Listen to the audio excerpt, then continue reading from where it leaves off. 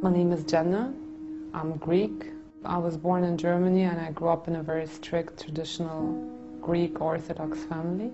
We grew up almost as other Muslim families would raise their children. Our families wanted to guarantee that we would be brought up in a Christian way, in the Orthodox way. We always went for vacation all together, and we never split up for vacation. So family vacations were always very nice, and especially our very first vacation in the UAE about 13 years ago.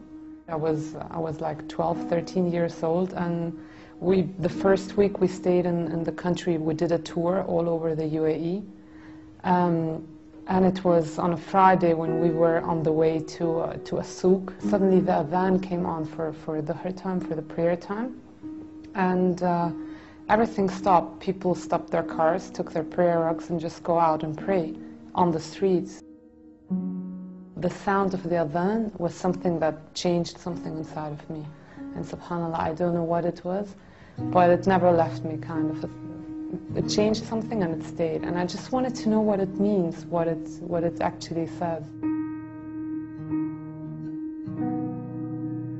I was a person that I did not want to hear the subject death at all.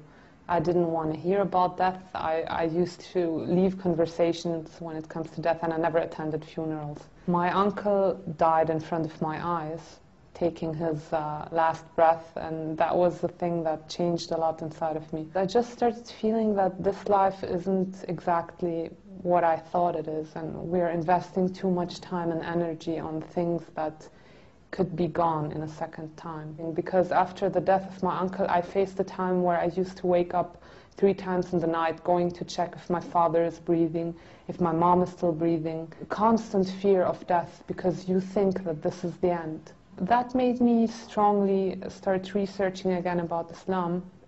I researched before about other religions as well, but I could not find any truth in there or anything that will convince me. When I started reading about Islam, I found all the answers that I could not find in my own religion. The fact where I got really convinced was when I read the biography of Prophet Muhammad sallallahu alaihi wasallam. It reminded me so much of what we used to know and read about Jesus, Isa alayhi salam. So I started reading and this person seemed to be such a noble person with such amazing characteristics, with a personality that I think I've never read something similar like that before. After reading the biography, I was convinced that everything I know about Islam, I have to delete it and just start reading from zero onwards and get my own research and get my own facts about this religion, because obviously everything I knew before was wrong. It didn't take a long time to find out that Islam is the truth and that there can't be any other religion in the world than this. Although I got convinced about Islam, I was scared to say the Shahada. I was like, yeah, it's the right thing. I might, take this logic and this way of life inside of me, but I won't ever be able to accept Islam because of my parents and my family. I knew that they will never accept it, and that if they would ever get to know something like that, my life would change dramatically. So I met a girl in Germany.